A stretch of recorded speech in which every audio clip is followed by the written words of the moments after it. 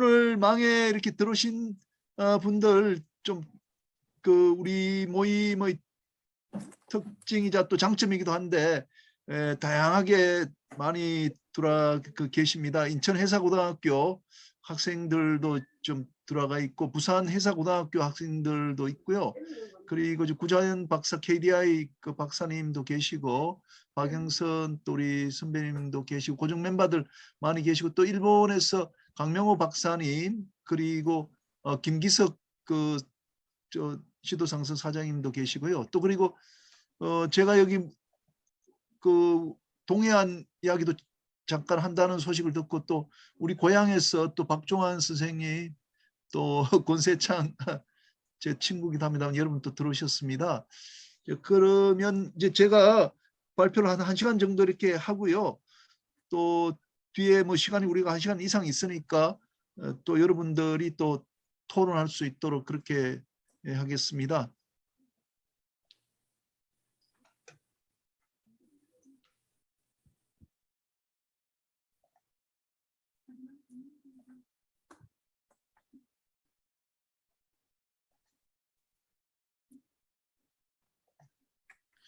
예.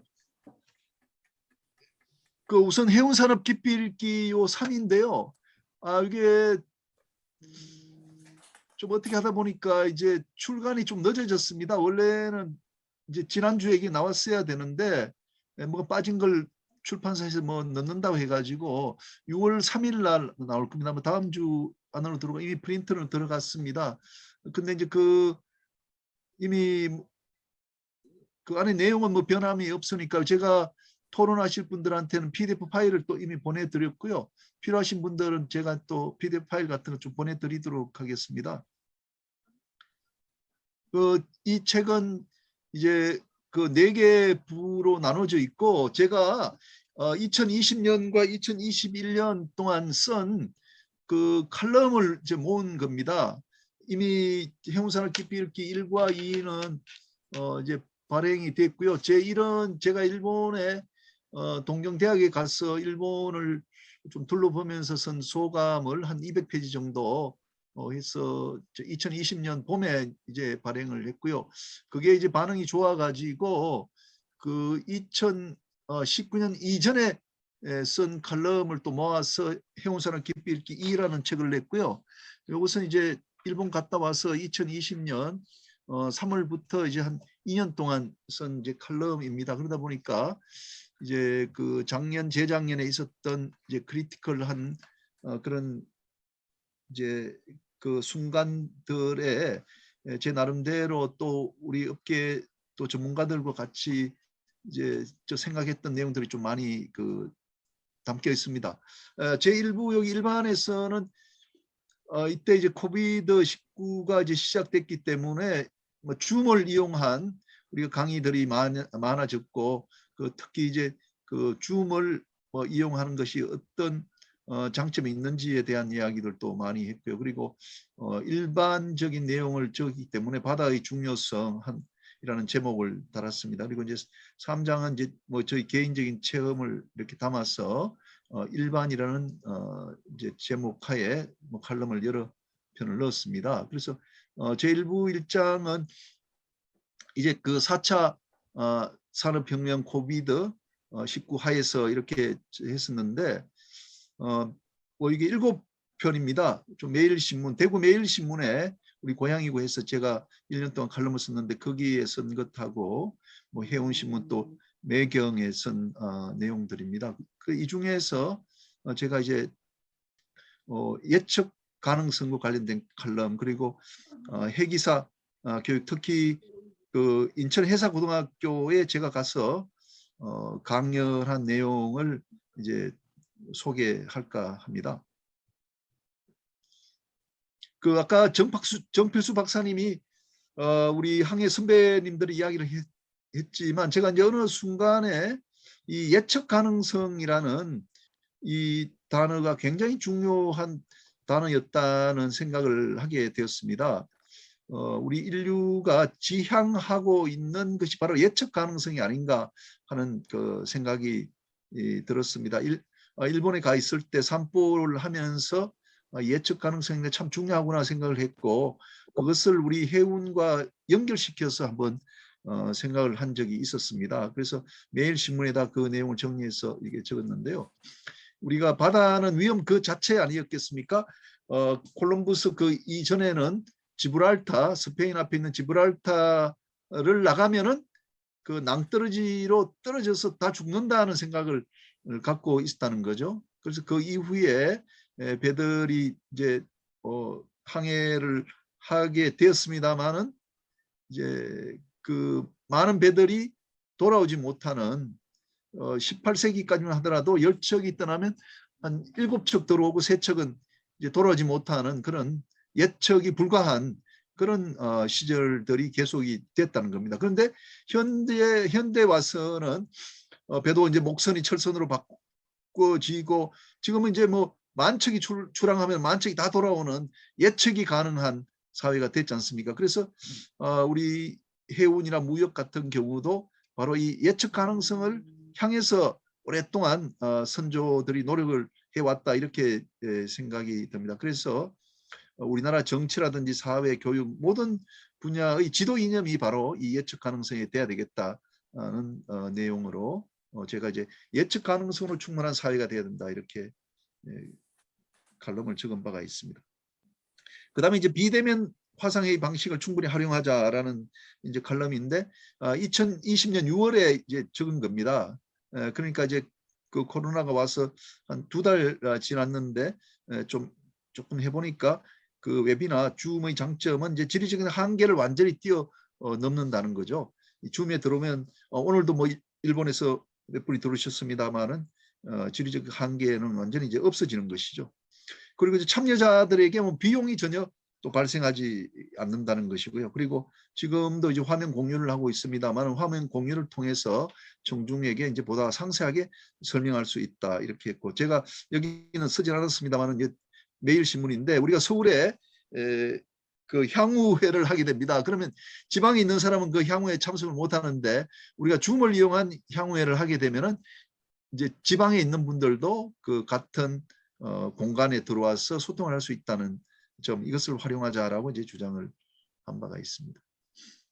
그다음에 오늘 인천해사고등학교 또 그 부산해사고등학교 학생들 많이 들어왔는데 이제 4차 산업혁명 시대에 이제 해기사 교육은 어떻게 돼야 되겠는가, 그리고 해기사의 그런 자세는 어떻게 돼야 되는가 하는 점을 이제 인천해사고등학교에 이제 줌으로 이제 강의를 했었고 이걸 이제 칼럼으로 이제 옮겼습니다. 4차 산업혁명 시대에서는 어떤 대학을 나왔거나 지식이 머리에 많이 들어있거나 하는 것이 경쟁력이 아니고 인성이 경쟁력이다고 제가 이제 정의를 내리게 되었습니다. 뭐 아시다시피 우리가 인터넷에서 자료를 찾으면 뭐 다 나오지 않습니까? 그래서 어느 대학을 나왔다, 지식 수준이 어느 것이다 하는 것은 더 이상 경쟁이 아니다고 봤습니다. 그래서 사람의 성품에 따라서 어떤 일을 처리하는 데 걸리는 시간과 질이 달라질 것이기 때문에 일에 대해서 이제 관심을 가지고 열정을 보이는 사람이 결국 승리하고 경쟁력이 있다라고 봤습니다. 그리고 이제 경쟁자들보다도 폭넓은 인적 네트워크를 갖춘 사람이 유리하다. 그래서 인적 네트워크를 갖춘 사람이 되기 위해서는 이제 항상 밝은 표정으로 주위를 즐겁게 해주고 매사에 감사할 줄 알고 또 봉사할 줄 아는 그런 사람이 아니겠냐고 소개를 했습니다. 그래서 이제 혁신적인 마인드를 우리 학생들이 가져야 되겠다. 지금 이제 고등학교 1학년, 2학년, 3학년들을 대상으로 하는 그런 강의입니다.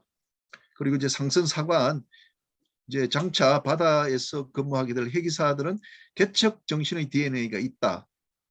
콜럼버스 이후로 대항해 시대에는 신대륙을 찾아서 선원들은 죽음을 무릅쓰고 바다로 나갔고 성공을 했다. 해방 후에 해군 참모총장이 1대에서 5대까지가 있는데 모두 해기사 출신입니다. 저도 이제 최근에야 이렇게 알게 되었는데요. 초대 손원일 제독도 해기사 출신입니다. 그리고 박옥규, 유명하신 박옥규 제독도 진해 고동상선 나오셨고 정근모 3대 총장도 마찬가지고요.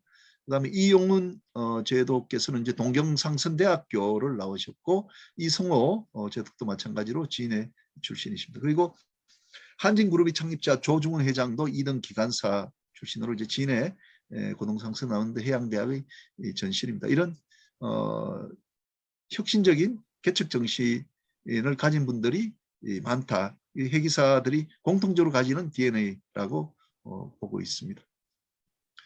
그다음에 이제 해사고등학교 학생들에게 이제 바라는 것은 이제 장기 성선을 해야 된다.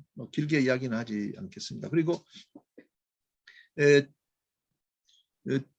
좀 해사고등학교 학생이나 선생님들은 막 제 견해에 좀 부정적일 수도 있겠습니다만은 저는 막 이렇게 생각합니다. 우리나라 해기사 교육 제도는 불균형이다.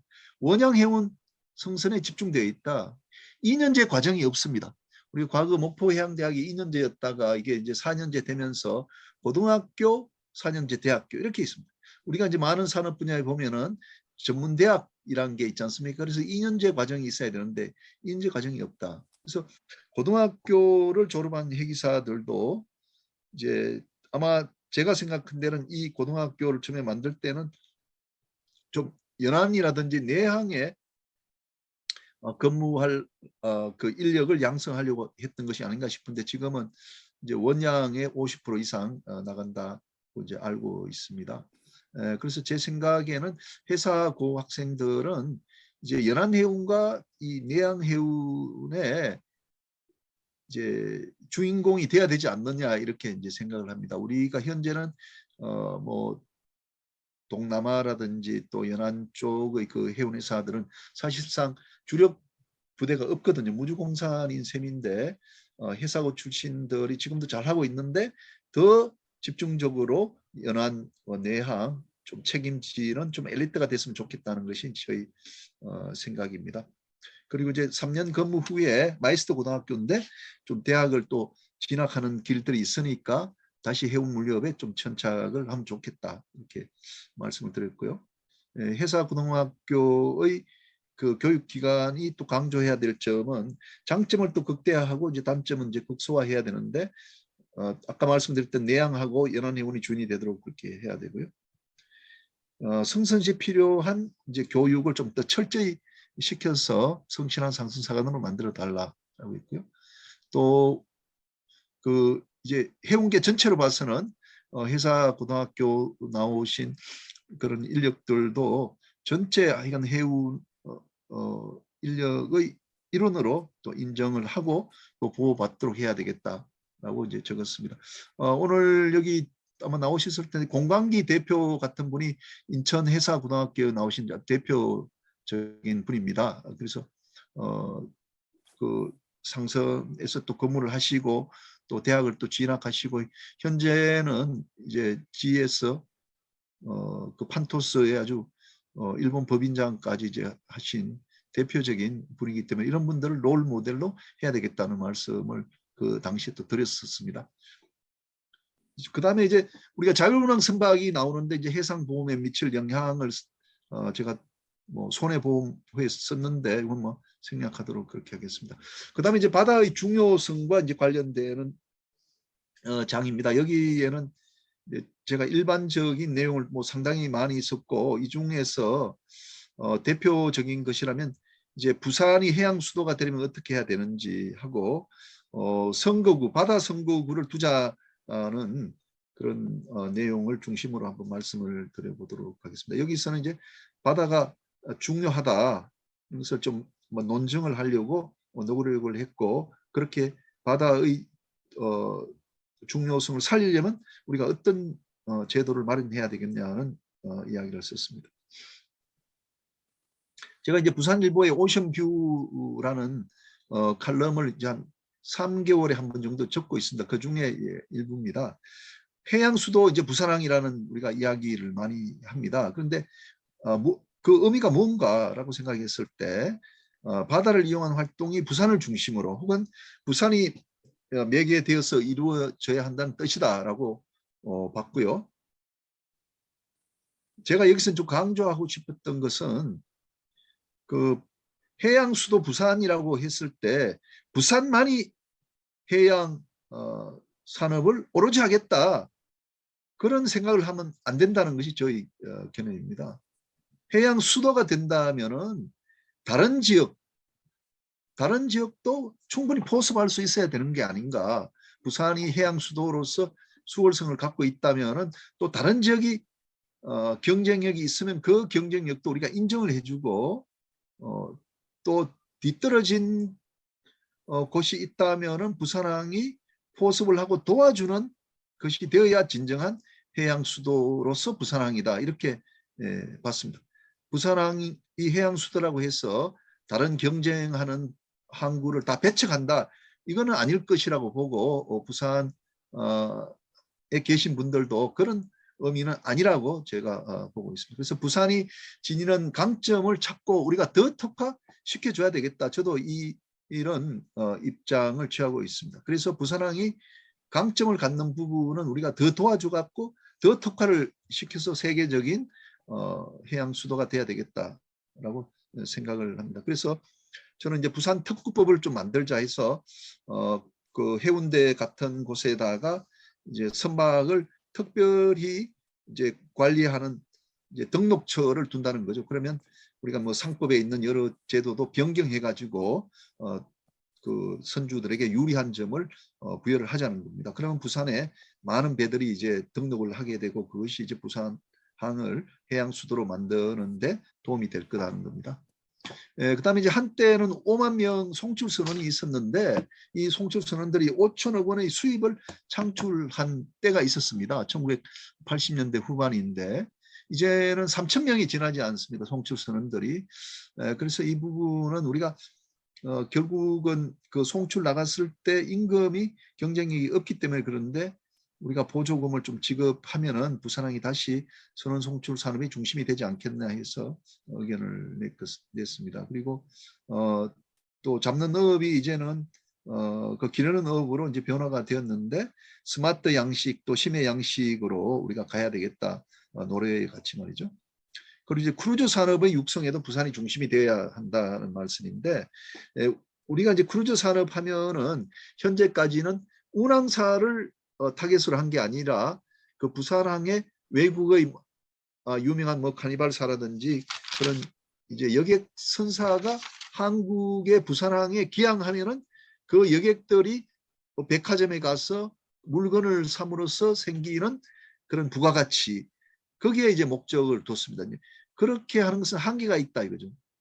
그래서 크루즈선을 직접 소유하고 운항사가 부산에 있어야 된다는 겁니다. 그래서 한 2,000개의 객실이 있다면은 이제 제가 몇 계산을 해보니까 적당 연간 1,200억 원의 매출을 올리고 여객선에는 또 사람이 많이 타지 않습니까? 크루즈는. 그래서 1,000명 이상의 고용 창출도 있다는 거죠. 그러면 뭐 5척이 이제 부산을 모함으로 한다면은 우리나라 그 기업이 이제 운항사가 된다면은 한 6천억 원 정도 매출이 올라올 거 아니겠습니까? 그래서 이제는 그 외국의 뭐 승객을 유치하는 그런 데서 탈피해서 직접 크루즈선을 소유하고 운항하는 중심지로서 부산이 발전해야 되겠다는 말씀입니다. 자, 그다음에 이제 국회의원 선거구 제도 유감이라고 이렇게 대구 매일신문에 썼는데 이제 바다 영토를 고려하자 이렇게 했습니다. 아시다시피 뭐 오늘 또 며칠 후에도 우리가 지방 선거를 합니다만은 우리가 주민등록 주소지에 근거해서 선거구를 이제 가지고 있거든요. 그래서 저는 제가 뭐 또 시골 출신이고 해서 이게 출향인의 표심을 반영하기 어렵다. 뭐 여기에 또 저와 같이 이제 그 시골이 고향인 분도 계실 텐데 어떤 군 단위에서 올라와서 서울이나 부산에 계신 분들은 현재 제가 주소지를 두고 있는 곳보다는 자기 고향의 발전에 더 관심이 많다는 거죠. 그러면 우리가 그 자기 고향에다가 이제 표를 던질 수 있도록 그렇게 하는 것도 가능하지 않겠나. 그게 우리 출향민들의 그 마음을 더 잘 반영하는 것이라고 이제 보는 거죠. 그러면 우리 지금 영덕 같은 경우는 뭐 인구가 이제 34,000명밖에 안 됩니다. 한 12만 있다가 그러면 이제 희망에 따라서는 그 영덕에다가 이제 표를 던질 수 있다면은 그 이제 한 5만 명, 6만 명까지도 아마 유권자가 올라가게 될 겁니다. 그렇게 하는 것이 맞지 않겠나라는 이제 생각을 제가 했고요. 그다음에 또 한 가지 그 문제점은 우리가 이제 유엔 해양법이 이제 1984년에 성립이 되면서 그 배타적 경제 수역이 이제 생겨났단 말이죠.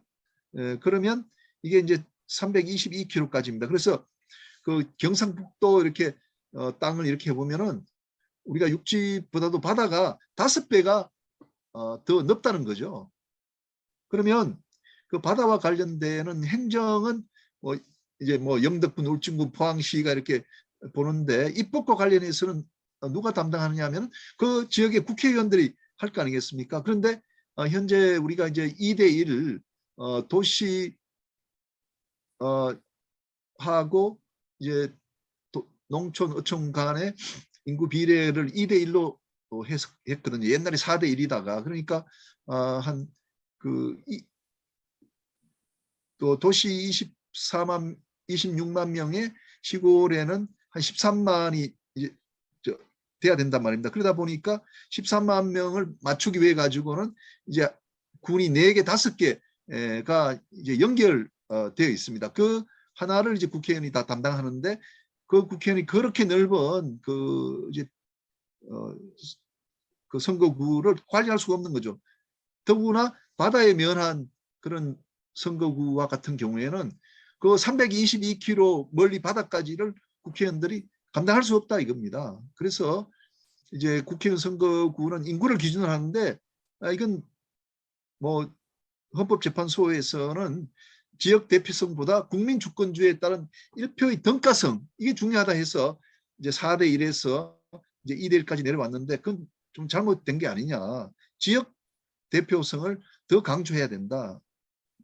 이제 그렇게 해야 우리나라 영토 그러니까 뭐 바다 그리고 육지 같은 것이 더 잘 이제 반영이 될 것이다. 이제 그렇게 이제 제가 이제 생각을 합니다. 우리가 미국 같은 경우에는 이제 상원은 주마다 그 국회의원 2명을 두고 인구 비례에 따라서는 하원을 두지 않습니까?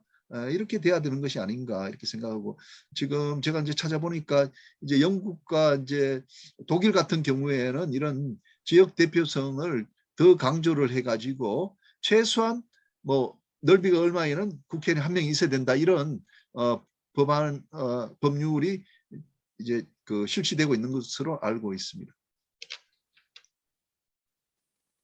요컨대 이제 바다 영토 배타적 경제 수역을 우리가 고려한 이제 선거구제가 돼야 된다는 말씀입니다.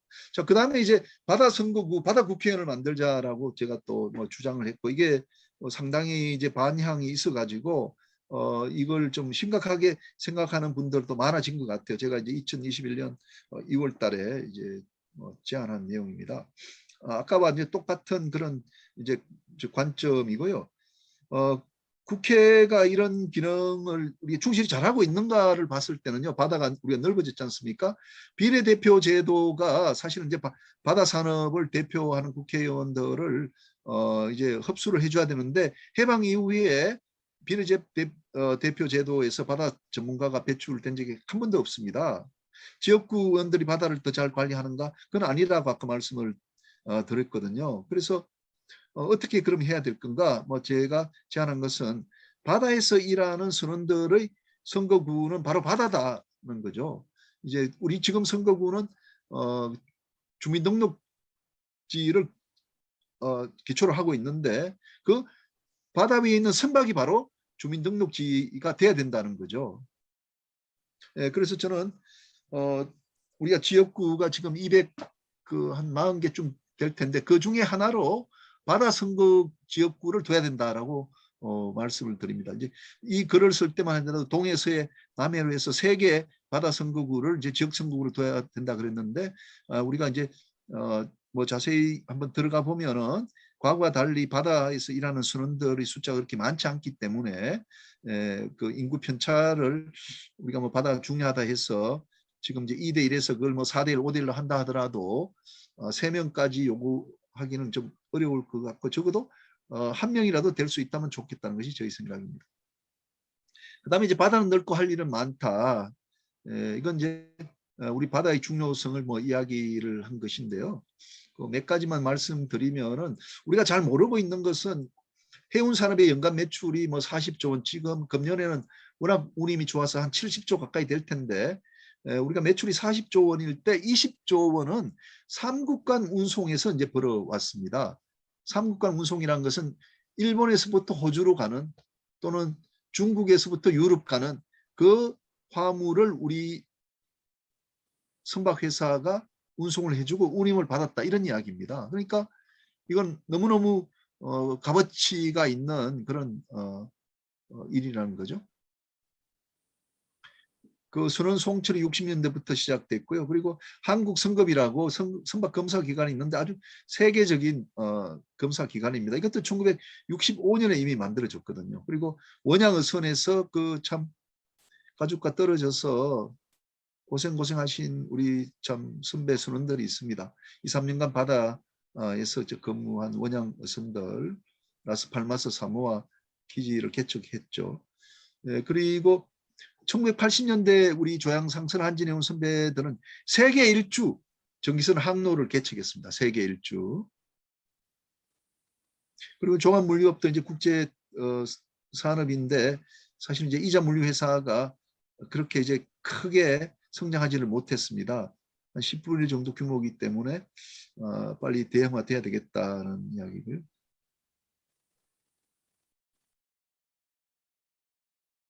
조선산업은 이제 추진연료 교체 그리고 무인 선박 근조라는 큰 시장이 도래했다. 그리고 이제 부울경 회사 클러스터는 이제 선주사를 육성하자고 했고 나중에 말씀드리겠습니다. 그다음에 이제 최근에 이제 카타르 LNG선 100척을 위탁 수주하는 사업을 선박금융, 조선해운물류가 같이 이제 원팀이 돼서 그 성공시킨 사례가 있는데 막 이런 것들이 많아지면 좋겠다는 말씀을 드렸습니다. 그리고 해운, 조선, 물류뿐만 아니라 그 주변 산업인 항만, 하역, 예선, 선박금융, 조선기자재, 해상보험, 해상법, 뭐 이런 또 4차 산업혁명 플랫폼 이런 부분도 장려되고 또 시도돼야 될 것이라고 봤습니다. 그래서 여기서 바다는 넓고 할 일은 많다라고 했는데 좀은 국내의 시각에서 벗어나서 해외로 나가야 되겠다. 우리가 해운, 조선, 물류는 기본적으로 그 국제적인 글로벌한 비즈니스거든요. 그러다 보니까 경쟁이 있고 경쟁이라는 것은 사실 힘이 드는 것이기 때문에 국가로부터 또 지원도 있어야 된다고 봅니다. 자, 그다음에 이제 차기 대선에 바다 공약을 넣자 했는데 이것은 이제 제가 이제 그 부발협의라고 부산항 발전 협의회 그 멤버로서 활동을 하고 있는데 거기에서 이제 한 1년에 걸쳐서 여러 활동을 했고 거기서 이제 청서라는 책을 냈는데 책을 낸 뭐 내용 중에 있는 것을 이제 발췌를 해서 부산일보에 기고를 한 내용입니다. 그 중에 이제 제일 먼저 들어가 있는 게 뭐 제가 주장했던 바다 관련 국회의원을 배출하자는 것이 있고요. 그 다음에 이제 그 이제 조선은 사실 해양수산부 하에 있지 않고 지금 이제 산자부 하에 있는데 해양수산부 안에다가 이제 조선 그리고 물류까지를 통합해서 뭐 시너지를 창출하자. 조선 해운 행정 일원화를 우리가 이제 도모하자는 내용입니다.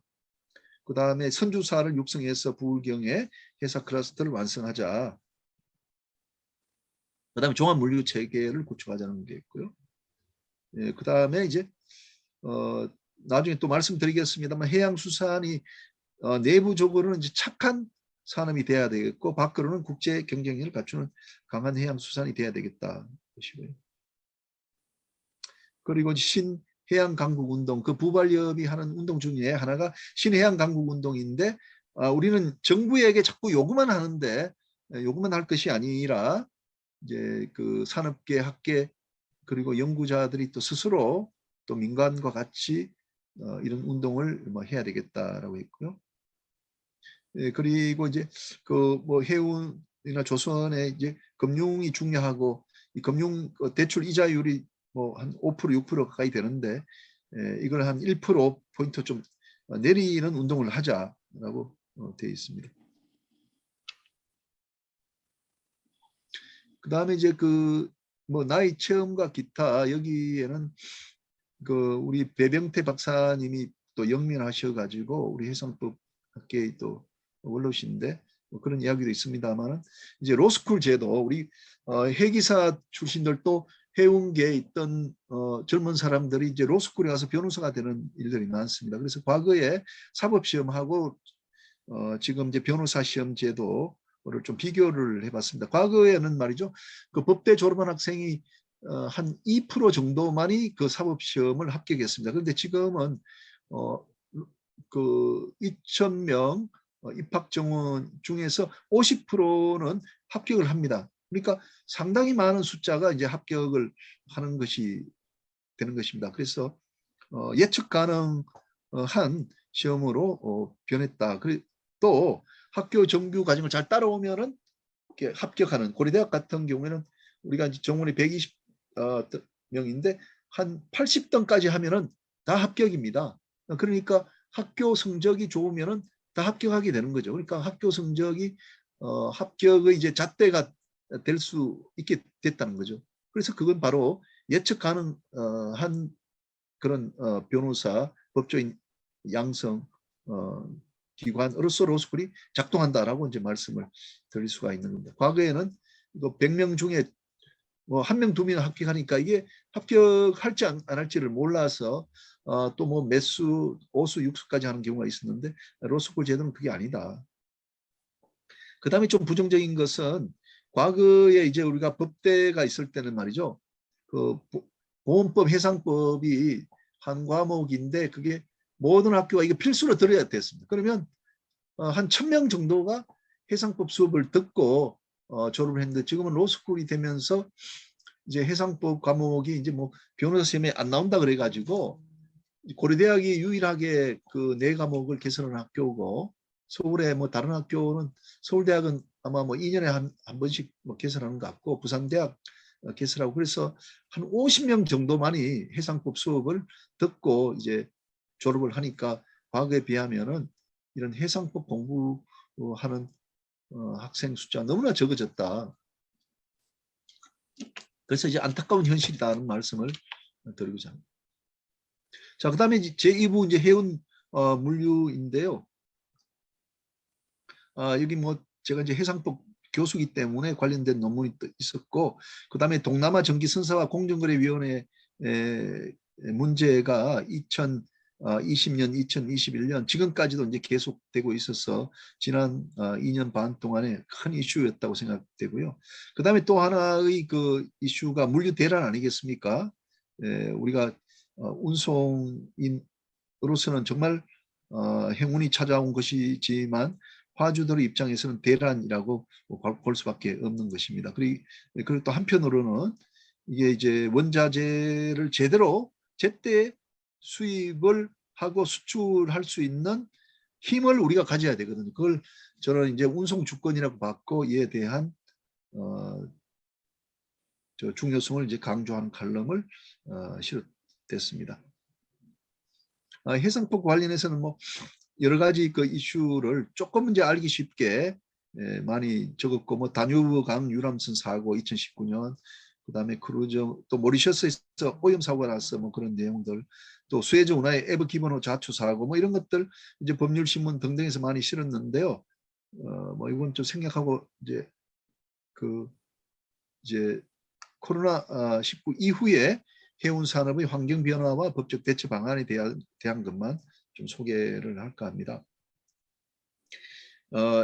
이제 코로나가 이제 오다 보니까 이제 이제 물류가 또 막히고 해서 이제 많은 국가에서는 이제 리쇼어링, 니어쇼어링, 미국 반도체를 이제 뭐 대만에 의존했단 말이죠. 그러던 것을 이제 미국 국내에서 이걸 생산을 하도록 하자. 그러니까 수입을 해올 필요가 없도록 하자는 거죠.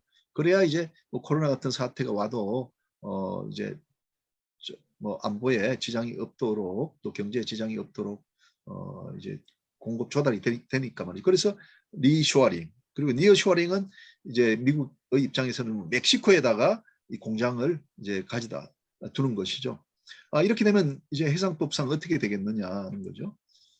그러면 이제 그 피더 선박이 사용이 나는 것이 아닌가 생각할 수 있습니다.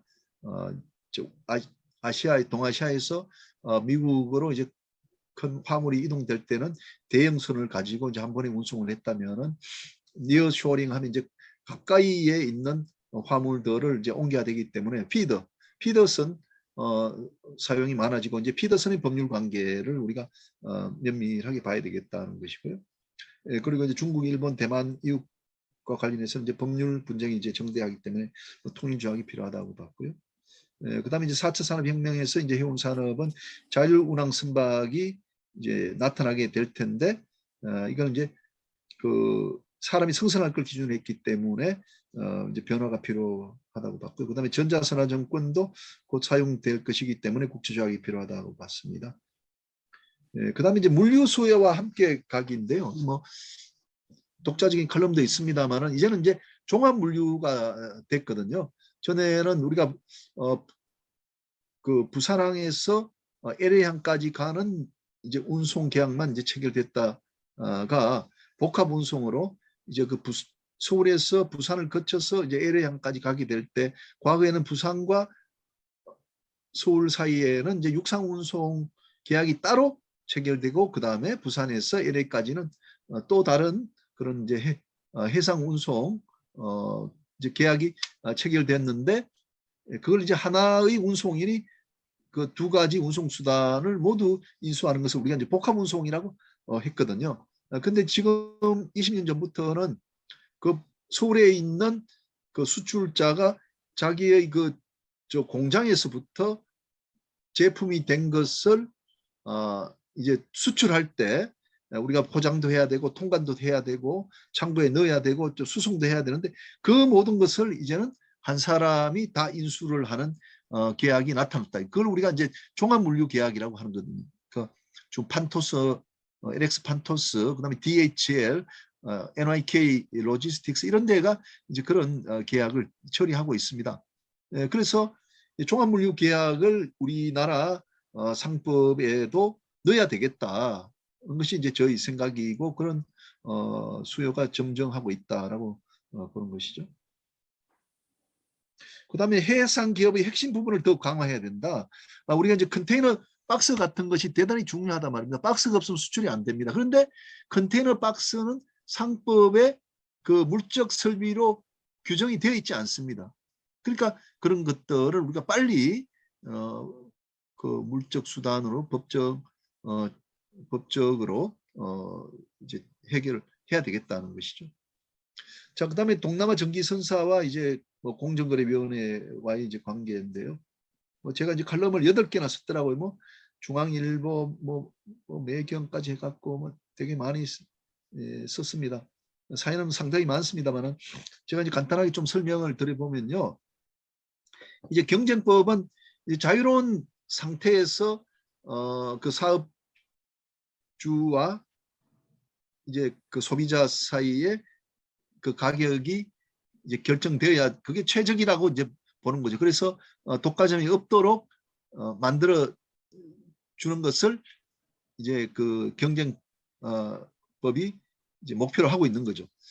우리나라에는 이제 전기선 영업이 이제 문제가 되는데 전기선 영업에서의 경쟁법적 쟁점이 한 세 가지가 있습니다. 우리는 이제 그 해운법에 나와 있는 것이 이제 공동행위를 할 수 있다. 운임에 대한 공동행위를 할 수 있다라고 되어 있기 때문에 이 사람들이 해운계에 계시는 분들이 이거 전기선 영업은 공동행위 그 하나밖에 없다. 경쟁법 문제는 그렇게 생각하는데 그게 아니고 시장 지배적 지위의 남용 말하자면 독과점 이걸 또 못하게 하는 것이 공정거래법의 내용이거든요. 이거는 해운법에 예외 규정이 없기 때문에 바로 공정거래법의 적용을 받게 됩니다. 그러니까 시장 지배적 지위는 우리나라는 한 사람이 한 사업자가 50%, 시장 그 점유율이 50%, 그다음에 두 개, 세 개 합쳐가지고 75%에 이르면은 시장 지배적 지위가 됩니다. 그러면 그걸 물량을 조절한다 이렇게 하면 처벌이 대상이 되는 것이거든요.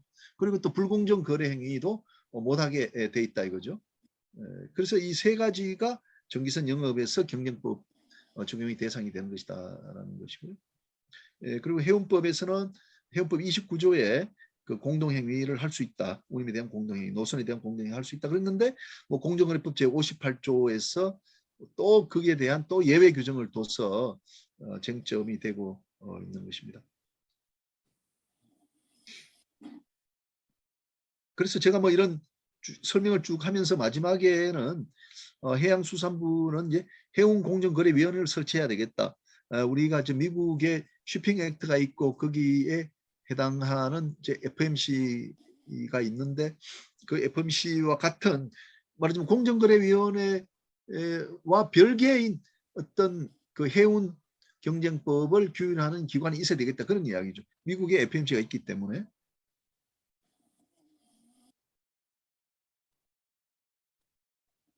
이렇게 뭐 제가 이제 제안한 이유는 그 공정거래위원회는 이렇게 보는 것 같아요.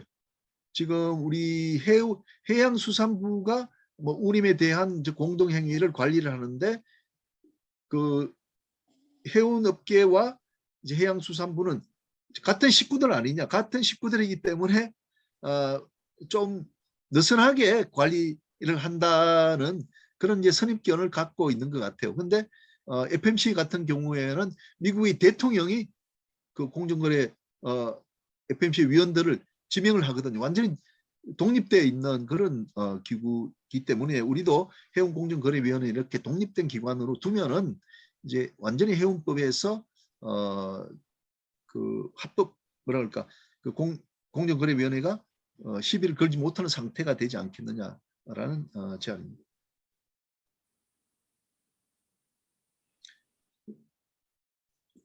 제가 그 쟁점을 한번 정리를 해봤는데요. 그래서 해운법에 있는 그 운임 공동행위는 무조건으로 허용되는가?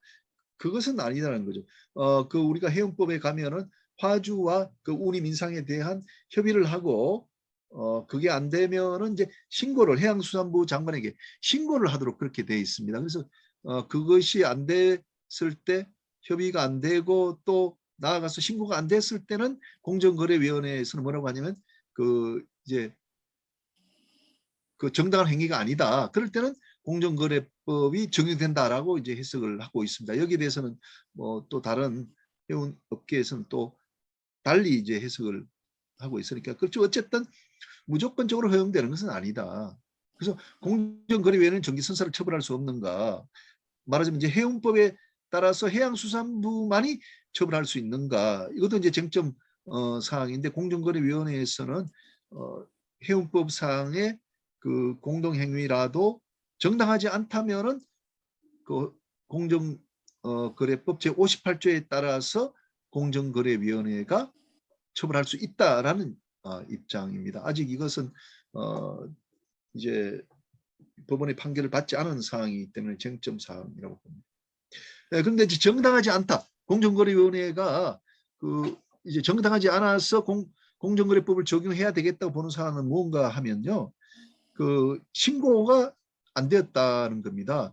이제 공정거래위원회에서는 연초에 하는 그런 이제 기본 운임에 대한 신고 말고 뭐 이제 벙커 값이 뭐 올랐다든지 뭐 등등 하역 비라든지 뭐 등등 이제 부대 운임에 대해서도 별도로 신고를 해야 된다는 입장이고 정기선사는 연초에 한 그 신고 안에 다 포함이 되기 때문에 이런 부대 운임은 신고하지 않아도 된다. 그렇게 하고 이제 해양수산부도 신고 대상이 아니다라고 해서 이제 큰 쟁점이 되고 있는 것입니다. 그런데 이제 앞으로는 어떻게 할 것인가? 우리가 이제 2005년서부터인가요? 한 10 몇 년 동안에 있었던 잘못된 점을 이제 공정거래위원회가 지적을 하고 있고 우리 해운업계와 해양수산부는 잘못이 아니다고 하지만 그러나 완전히 그런 논쟁에서 벗어나기 위해서는 어떻게 해야 될 건가? 그러면 신고를 제대로 하면 된다 이거죠.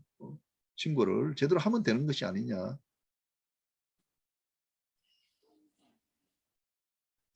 네, 그 다음에 이제 제가 또 매경에 이제 금년 초에 쓴 것인데요.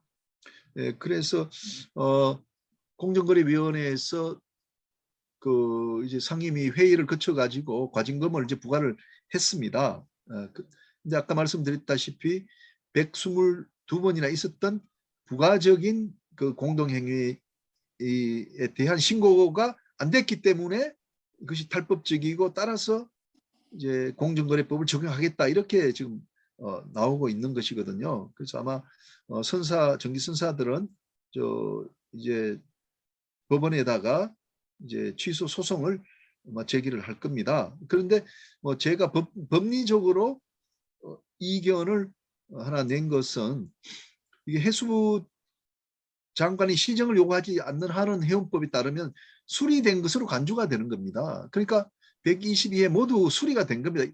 이틀 지나면 수리가 된 것으로 되거든요. 그런데 다 수리된 것을 뭐 한 10 몇 년 지나가지고 그 공정거래위원회가 이게 잘못됐다 해서 과징금을 내리는 것은 뭔가 납득하기 어렵다는 거죠. 그렇다면 공정거래위원회가 그런 행위에 대해서도 우리가 과징금을 낼 수 있으니까 뭘 조심하라든지 어떻게 하라든지 하는 계도가 필요한데 계도 없이 이렇게 하는 것은 잘못이라는 것이 제 견해고요. 그리고 제가 이제 히스토리를 연구를 해봤는데 1963년에 우리나라에서는 이제 해상운송법, 현재 해운법인데 이게 만들어지면서 그 안에 이미 경쟁법적인 요소를 갖추고 있었습니다.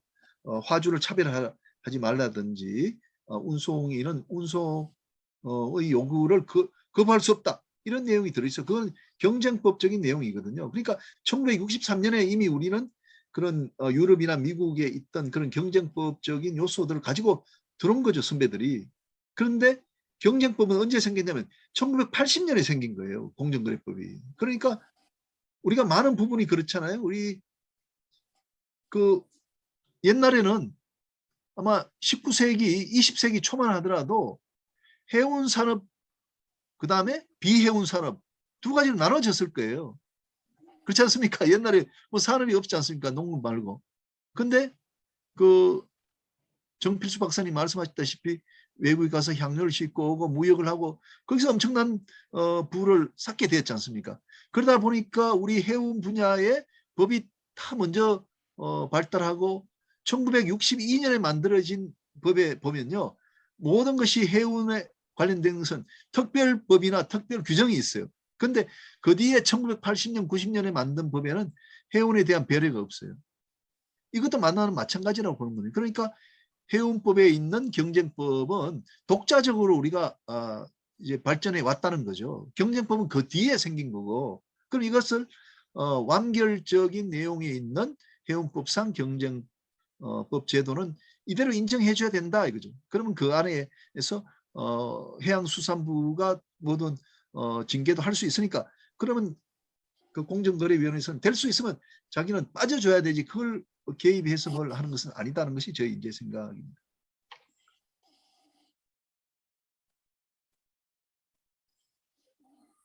예, 그다음에 물류 대란과 이제 운송 주권인데 뭐 여기에도 제가 이제 운송 주권을 가져야 된다는 내용으로 상당히 많은 강조를 이제 하고 있습니다. 예, 그래서 여기에서 그 2021년도 중반에 이 정기선 해운이 지금도 좋습니다만 이제 초호황이거든요. 이걸 좀 그래도 상당히 불안정하다라는 것인데 제가 좀 마이너스적인 요소를 좀 이제 쓰면서 좀 경각심을 갖자고 한 것입니다. 전기 선사들이 이제 공급을 조절할 수 있다라고 이제 자꾸 이야기를 하는데 뭐 한척 그러니까 이제 지금 이제 발주가 자꾸 이제 많아지거든요.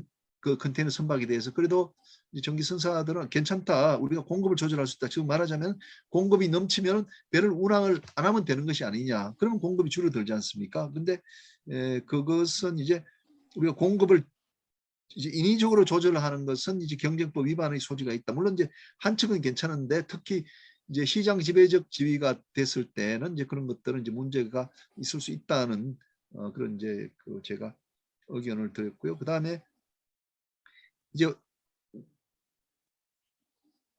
그 미국의 이제 내륙이 제대로 흐름이 안 되니까 많은 선박들이 이제 뭐 LA항 앞에서 대기를 하게 됐고 한 100척 정도가 대기를 했다는 거죠. 그러다 보니까 이제 제때 화물의 이동이 안 되니까 항공하고 철도로 수출 화물이 막 그 이전이 되게 된다는 거죠. 그러면 결국은 물론 이제 항공과 철도가 나르는 물량은 얼마 되지는 않습니다만은 이제 바다를 통해서 운송이 돼야 될 것들이 이제는 항공과 철도로 많이 가버리게 될 것이다. 우리가 이제 그 가격의 기준으로 본다면은 가격 기준으로 본다면은 우리가 항공은 한 35%에서 40%를 항공이 이미 차지하고 있습니다. 그 포션이 이제 항공이 점차 이제 많아지는 거죠. 비싼 거는 이제 항공으로 많이 가게 된다는 겁니다. 그리고 이제 화주들과 이제 상생하는 방안을 우리가 찾아야 되겠다는 것이고요. 예, 그다음에 이제 제가 조금 전에 이야기했던 건데요. 아까 말씀드렸다시피 이제 그 종합물류라는 새로운 이제 업종이 생겨났는데 우리나라 상법은 물론이고 전 세계적으로도 종합물류 그 업자들의 주의 의무라든지 어떤 경우에 어떤 책임을 진다라는 법제도가 없다는 거죠. 그래서 이제 계약으로 모든 것이 처리되다 보니까 이제 종합물류업자들이 뭐 느슨해질 수가 있다는 겁니다. 예를 들어서 종합물류업자들에게 어떤 경우는 당신들이 책임진다고 했다면은 지금 미국의 물류가 굉장히 나쁘지 않습니까? 지금 오늘 아침에도 보니까 세계 뭐 물류 중에 그 도시의 물류 그 기능 중에서 미국이 뭐 한 300, LA가 뭐 300등인가 이렇게 되더라고요. 그렇다면 종합물류업자들이 이런 물류를 다 미국 내에도 다 그 운송 물류업자로서 물류를 이동을 시키고 있거든요. 그러면 미국 정부에 대해서도 그 물류 인프라를 빨리 갖춰라 아니면 우리가 책임진다 하는 그런 압력을 가할 수 있었을 텐데 그런 제도들이 법제도가 없어서 이렇게 된 것이 아닌가 해서 저는 그 이제 물류업자들에게 주의 의무를 부과하자 이렇게 했고 이걸 제가 이제 어제 아래 이제 중국 그 해법학회에서도 이제 발표를 했었어요. 그랬더니 뭐 전 세계적으로 제가 제안한 내용에 대해서 상당히 좋은 반응이 와서 아마 한 5년 내로 종합물류 조약이 만들어지지 않겠나 이렇게 생각되고 저도 뭐 크게 노력할 생각입니다. 그 다음에 물류 대란 해상 운송 주권 확보를 풀어야 된다 이것은 말이죠.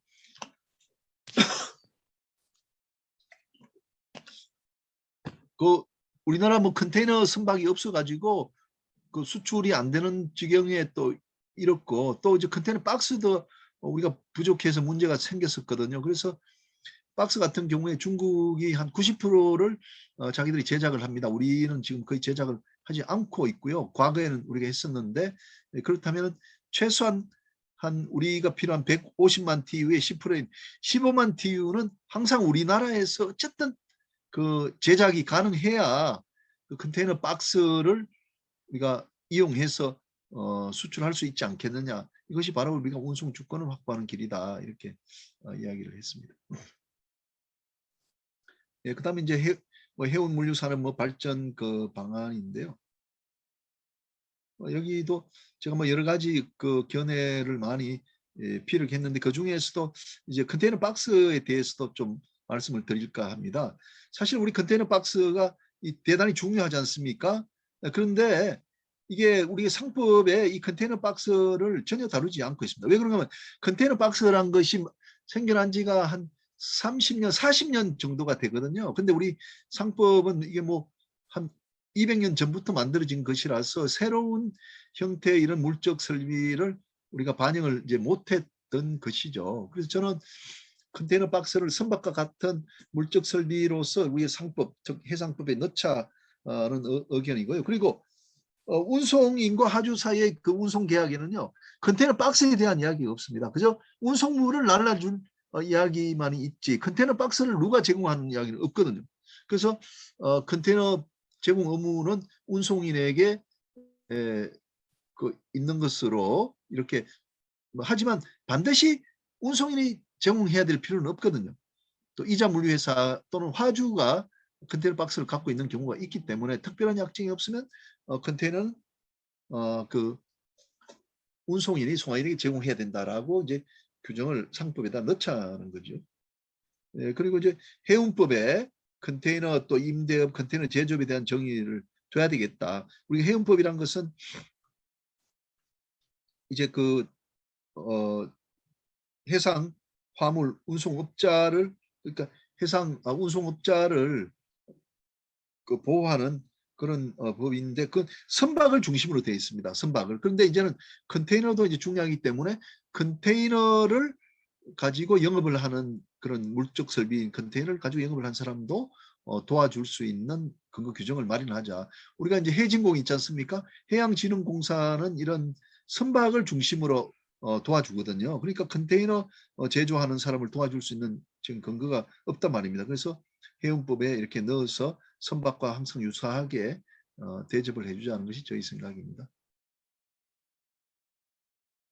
그다음에 이제 컨테이너 운송 주권 확보 이제 말씀을 드렸고요. 그다음에 이제 이 부분을 제가 꼭 말씀드리고 싶은 부분이고 이 칼럼이 제가 쓴 칼럼 중에 가장 많은 뭐 칭찬을 받은 칼럼이다라고 이제 생각이 듭니다. 제가 이 칼럼 썼을 때 많은 분들이 전화 와서 정말 좋은 내용이다 이야기를 했거든요. 해운 산업은 일반화와 특수화를 이제 동시에 추구해야 된다는 내용입니다.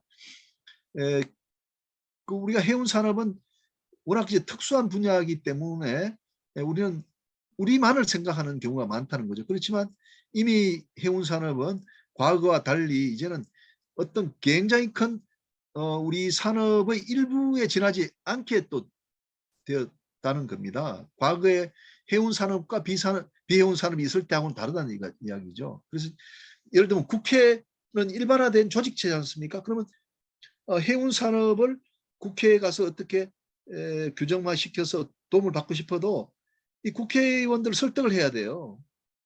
그러면 국회 해운 산업 출신을 국회에 진출시켜야 되는 것은 이젠 우리 해운 산업을 일반화 쪽으로 진출시키는 겁니다. 그리고 금융위원회에 또 해운계 출신의 젊은이를 보내자. 금융위원회에 뭐 젊은 사람들을 보내서 근무하게 하는 것도 마찬가지라는 거죠. 그리고 일간신문 지금 우리가 이제 해운 전문지가 있지만 매경이라든지 뭐 조선일보라든지 이런 데도 해운 전문 기자가 있어야 된다는 거죠. 그래서 해운 관련 칼럼이 많이 실리도록 하자. 그러면 일반 신문에 기자를 많이 배출하는 건 우리가 이제 일반화 시키는 것이라고 봐야 될 겁니다. 그다음에 해운 관련 법조인을 뭐 양성할지는 일반 대학과 이제 관련된 것이고요. 그다음에 뭐 해운계 CEO들이 채무자 회생법을 알아야 된다는 것도 마찬가지로 일반화로 이제 봐야 될 겁니다. 자, 그다음에 이제 특수함은 좀 더 깊고 정교하게 가져가야 된다는 것인데요. 우리가 특수하게 대접받고 보호받아야 되는 것을 제대로 반영 못해가지고 일반 산업처럼 되어 있는 부분이 많다는 거죠. 해운법이 가장 대표적인 게 아니겠습니까? 제대로 안 해뒀기 때문에 일본 이제 해운법에서는 공정거래위원회가 그 공동행위에 대해서는 전혀 손을 못 대도록 해놨는데 우리는 그걸 제대로 손을 못 봤기 때문에 지금처럼 고생을 하고 있는 거거든요. 그러니까 그 특수한 부분은 우리가 더 요구를 많이 해서 우리가 가져와야 된다는 거죠. 채무자희생법이라고 있습니다. 우리 한진해운이 적용받았던 채무자희생법 같은 경우에도 보면은 특별한 해운을 위한 규정이 없어가지고 우리 불리함이 상당히 많다는 거죠.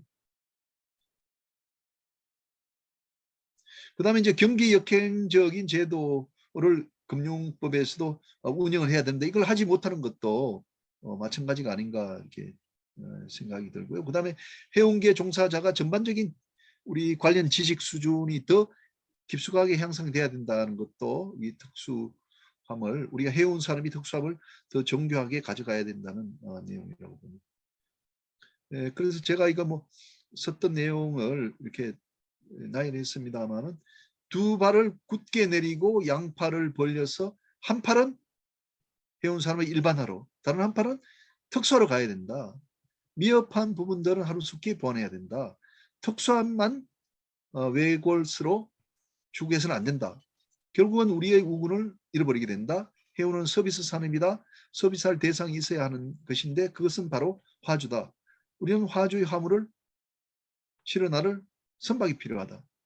조선산업과 선박금융과 우리 해운 산업이 친해야 되는 이유면서 해운 산업의 일반화가 지향할 목표이기도 하다. 너무 일반화만 추구해서 우리의 정체성이 없어져도 안 된다. 해운의 특수성이 반영되어야 경쟁력을 갖출 수 있는 분야는 우리가 그렇게 되도록 만들어야 된다. 현재 시중 금리보다 낮은 금리로 선박금융이 이루어지도록 해야 되는 것도 대표적으로 특수성이 반영되어야 될 예이다. 우리 해운 산업이 특수화 일반화를 균형 있게 달성해서 국제 경쟁력을 갖추어 안정적으로 나갔으면 한다. 라고 이제 그 칼럼에서 마무리를 했습니다. 자, 그다음에 이제 그 마지막 부분이 됩니다만은 이제 조선 선박금융 이제 수산 부분입니다. 조선 선박 그 금융 부분에 하나만 이제 보도록 하면요. 그 선주사를 육성하자는 겁니다. 그 이마바리라고 일본에 가면은 일본이 그 약 그 3,000척 정도 있습니다. 일본이 운항하고 있는 그 선박이요. 3,000척쯤 되는데 이 중에 한 1,000척이 이제 선주사들이 선박인데요. 그 중에 이제 500척을 이마바리라는 곳에 이제 그 선주들이 가지고 있습니다. 그런데 이 선주사의 선박은 이제 운송 계약은 체결하지 않고 소유만 하고 있는 것이죠. 근데 일본에는 이렇게 선주사하고 이제 운항사가 이제 분리된 구조가 큰 장점이라고 봅니다. 우리나라와 같은 경우에는 이제 BBC, HP 등을 이제 하면서 성과의 90%를 빌려가지고 자기가 이제 소유자가 되는 그런 형태를 취하거든요. 근데 불경기가 와버리면 90% 돈을 갚아야 되니까 굉장히 어려워지는 거죠. 90% 돈을 빚을 갚아야 되니까. 근데 이제 일본과 같은 경우에는 운항하는 저 NRK 뭐 K라인 같은 경우에는 자기가 소유하는 것이 아니고 선주로부터 이걸 빌려왔기 때문에 빌린 이제 용선료만 갚으면 되니까 불경기가 와도 굉장히 쉽게 넘어갈 수 있다는 거죠. 그래서 여기에 착안해서 우리나라도 선주사를 많이 만들어야 되겠다 이렇게 이제 생각을 하고요. 또 더구나 우리가 이렇게 보는 이유 중에 하나는 현재 우리나라 조선소도 내수가 한 10% 정도 됩니다. 그러니까 1년에 한 40척 정도를 우리나라 선박을 이제 건조를 하거든요. 그래서 뭐 내수를 한 20% 정도 만들어 주려면은 우리 선주사가 있어야 되겠다. 그래야 배를 건조를 할 거 아니겠습니까? 그래서 선주사를 좀 더 양성하자. 제가 뭐 러프하게 이제 계산을 해봤는데 5만 지하 중량 톤당 그다음에 일당 용선료를 한 4만 달러로 보면요. 그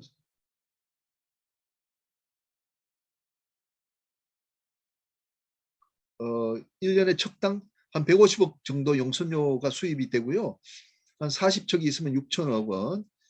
제가 해보니까 한 300척 정도만 돼도 한 3조 원 정도 그게 그 매출이 일어나더라고요. 그리고 뭐 선원 고용도 많이 늘어나겠죠, 그죠? 그래서 이런 선주사 육성을 좀 부울경 지역에다가 하자는 것이 저희 이제 견해입니다. 그다음 이제 여기 몇 가지만 보고 이제 마치도록 하겠습니다. 이제 제가 이제 수산과 관련된 뭐 내용도 이제 상당히 그 많이 좀 실었었는데 우리 해운 조선과는 좀 관련이 없다고 볼 수 있습니다만은 낚시것은 그 사고가 나가지고 뭐 보험제도 이야기를 한 적이 있고요. 그다음에 조금 이제 가벼운 이야기입니다만은 제가 이제 동해안 출신이기 때문에 꽁치, 오징어, 도루묵에 대한 그 이제 뭐 단상이라고 해서 현대해양에 쓴 것이 있습니다. 이 꽁치는 뭐 우리 오늘 선생님들 잘 모르실 텐데 꽁치를 회를 해 먹으면 너무 맛있는데 그 꽁치는 너무 살이 너무 부드러워 가지고요. 몇 시간만 지나면 배에서 내려서 지나면 뭐 허물허물해져서 먹지를 못하거든요. 그래서 꽁치회는 오직 선원들이 누리는 특혜다라고 이제 적었고요. 그다음에 이제 오징어 다리가 8개인 이유인데 저희들이 이제 학교 다닐 때 엄마들이 이제 애들 도시락 반찬하려고 다리를 막 뜯어 가지고 이렇게 반찬으로 써줬어요. 그래서 서울에서 이제 오징어를 사시는 분들이 오징어 다리가 8개밖에 없는 오징어를 많이 아마 사신 적이 있을 겁니다. 그다음에 영덕대게는 뭐 다들 잘 아시니까 영덕대게는 이제 영덕에 그 우리 고향인 축산항에서 나는 대게거든요. 여기 대나무 산이 있습니다. 죽도산이라고. 그래서 거기서 난다 해가지고 이제 그 다리가 이제 대나무처럼 길다 해서 이제 대게라는 이름이 붙여졌고요. 또 물곰국이라고 하면 물곰치 여러분 아시는 분도 있을 거예요. 참 맛있는 생선이죠. 김, 미역, 성게에 대한 이야기도 했고요. 그 다음에 이제 수산물 중도메인을 보호하자는 내용인데요. 그 서울에 이제 그 상인들이 그 동해안이나 뭐 서해안, 남해안에 그 생선을 이제 사서 올라갈 때는 이 중매인을 통해서 그 사가게 됩니다. 우리 상법에서는 이 사람들을 이제 위탁 매매인이라고 부르거든요. 그 각 수역마다 한 20명, 30명이 중도매인들이 있는데 동해안은 대개 망했습니다. 망한 이유를 제가 지금 설명드리면요. 매수 위탁을 할 때요. 상인들이 이제 수산물을 좀 사달라고 부탁을 합니다. 그러면 현재 중매인들이 그걸 수입을 통해 가지고 뭐 대개 뭐 매상자를 사게 됩니다. 그런데 위탁 매매의 그 특질은 원래는 그 상인들이 돈을 받아서 이제 수협에다가 주면 되는데 우리 법률의 규정에 따르면은 그 계약의 당사자가 중매인과 수협이 됩니다. 그러니까 중매인은 대금을 납부할 의무가 있게 되는 거죠.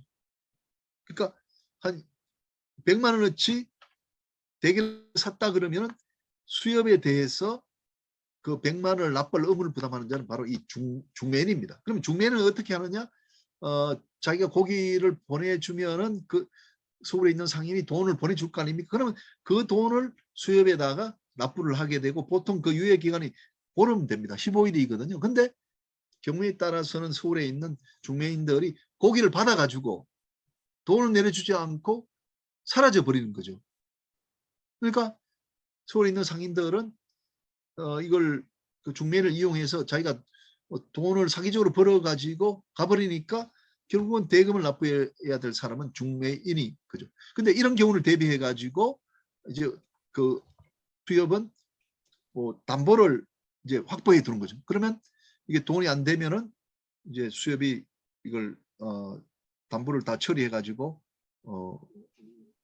결국 중도매인들이 망하게 되는 도산이 되는 경우가 허다하게 있다 이겁니다. 그래서 제가 법대 와가지고 공부를 해보니까 이게 위탁 매매인이더라고요. 그래서 제가 몇 년, 한 3년 전에 연구를 더 해서 이걸 해결할 수 있는 방안을 이제 그 마련을 했습니다. 그래서 뭐 연체 이자를 좀 낮춰주고 뭐 보험에 가입하고 수산물 유통법도 개정하고 하는 그런 이제 안들을 냈습니다. 2015년에 이제 수산물 유통법을 만들어서 이제 중매인들을 보호하려고 했지만 이게 완벽하지 않아서 제가 좀 제안을 한 것들이 있습니다. 네, 그다음에 이제 오징어 이 조업인데요. 이게 그 재작년에 동해안에 오징어가 안 나가지고 뭐 대책위원회가 결성되고 했는데 이거 이제 그 이제 배타적 경제 수역에 있는 이제 그 생물은 그 연안국이 이제 배타적 관할권을 가지기 때문에 북한이 이제 중국 배에다가 이제 팔았는데 중국 배들이 이제 뭐 예를 들면 1,000척이 입어 가능한데 한 3,000척이 와가지고 동해안에 쌍거리로 많이 가져가 버리니까 우리 동해안에 오징어 나지 않는다 해서 이걸 대책을 어떻게 세울 것인가 하는 그런 논의를 한 바가 있습니다. 근데 이제 경비 지원의 문제는 그러다 보니까 우리가 러시아 감차카 수역에서 이제 어장을 우리가 이제 획득을 했거든요. 근데 그 입어료가 한 40억 정도가 들어가나 봐요. 그래서 이제 2년 전에는 70척이 동해안에 있는 70척이 이제 그 러시아 감차카에 들어가서 작업을 해왔는데 뭐 그게 돈벌이가 시원치 않았나 봅니다. 그래서 적어도 이런 입어료 40억 원은 뭐 지원 정부에서 좀 지원을 해줘야 되지 않느냐 하는 이야기를 뭐 제가 했고요.